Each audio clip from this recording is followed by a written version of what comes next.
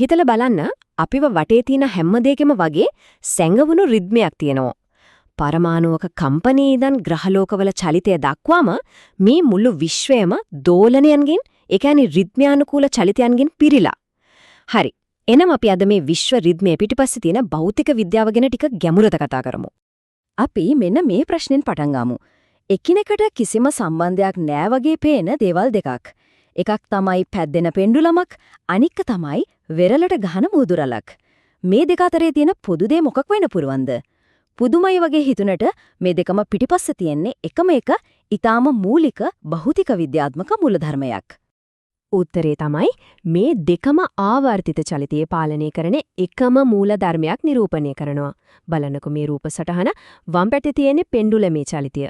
දකුණු පැත්තේ තියෙන්නේ ඒ චලිතයේ කාලයත් එක්ක ප්‍රස්ථාරගත කළාම අපිට ලැබෙන ලස්සන සුමුට සයින් තරංගය.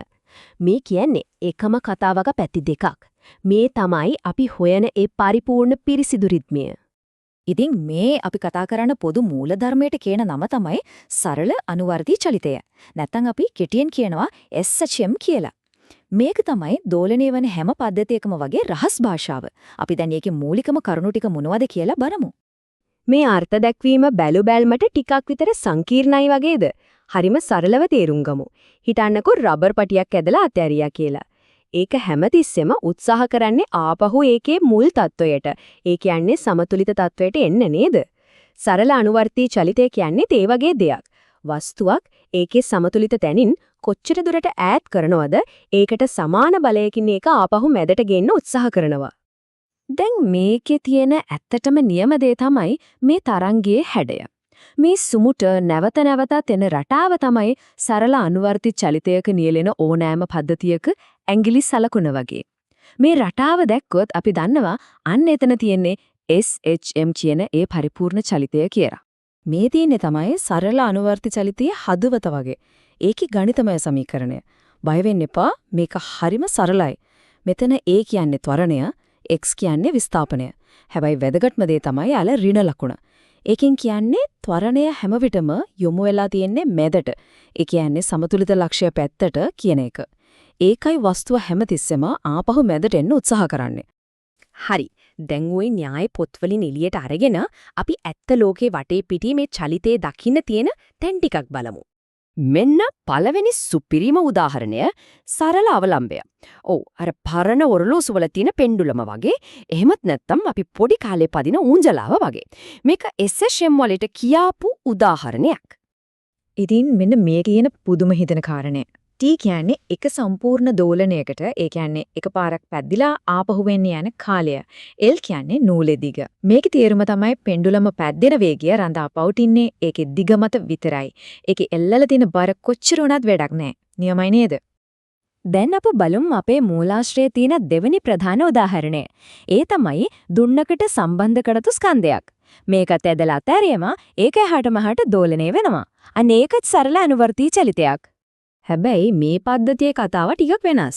මෙතනදී බෝලණය වෙන්න යන කාලය රඳා පවතින්නේ M ඒ කියන්නේ ස්කන්ධය සහ K ඒ කියන්නේ දුන්නේ දෘಢතාවය. එහෙමත් නැත්නම් ශක්තිමත්කම මත. පින්ඩුලමේ වඩලේ නෙමෙයි. හැබැයි මෙතන පොඩි ප්‍රශ්නයක් තියෙනව නේද?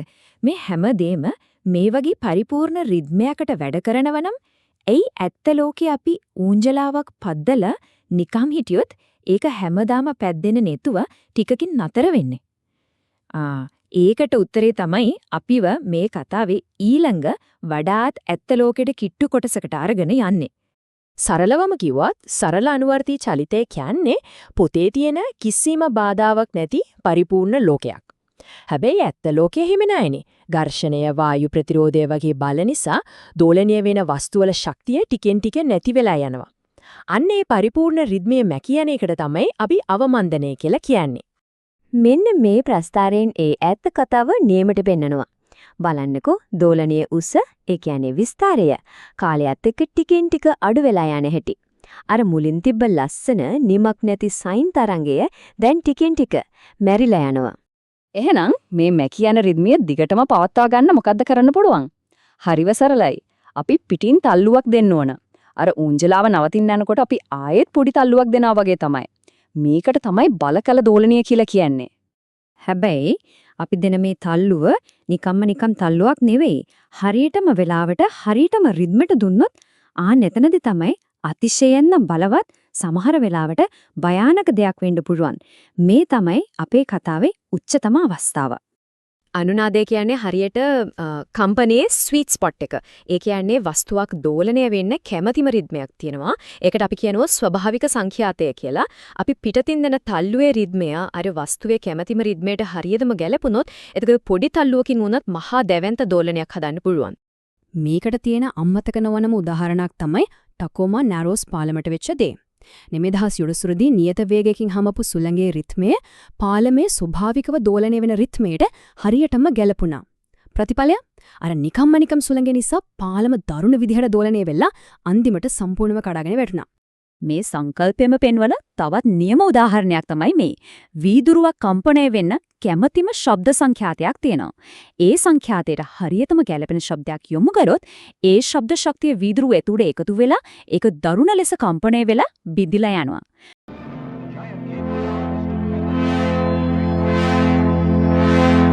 මේකත් අනුනාදයේ බලයම තමයි. ඉතින් අපි අද කරපු මේ ගමන දිහා ආපහු හෙරිලා බැලුවොත් අපි පටන් ගත්තේ සරලම පරිපූර්ණම රිද්මයකින්. ඊට පස්සේ අපි දැක්කා ඇත්ත ලෝකේ බාධක නිසා ඒ රිද්මය කොහොමද මැකී යන්නේ කියලා. අවසානයේට ඒ මැකී යන රිද්මයට හරියටම ගැලපෙන විදිහට බලයක් දුන්නම අනුනාදය කියන අතිමහත් බලය ඇති වෙන හැටි අපි දැක්කා.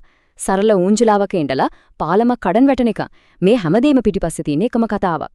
අපි මේ විග්‍රහය අවසන් කරමු මෙන්න මේ ප්‍රශ්නයත් එක්ක.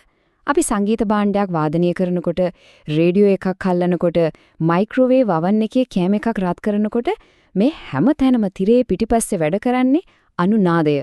ඉතින් ඊළඟට මේ මූලධර්මයේ ඉදිනදා ජීවිතේ කොයි වෙලාවෙද හම්බෙන්නේ කියලා පොඩ්ඩක් අවධානයෙන් ඉන්න.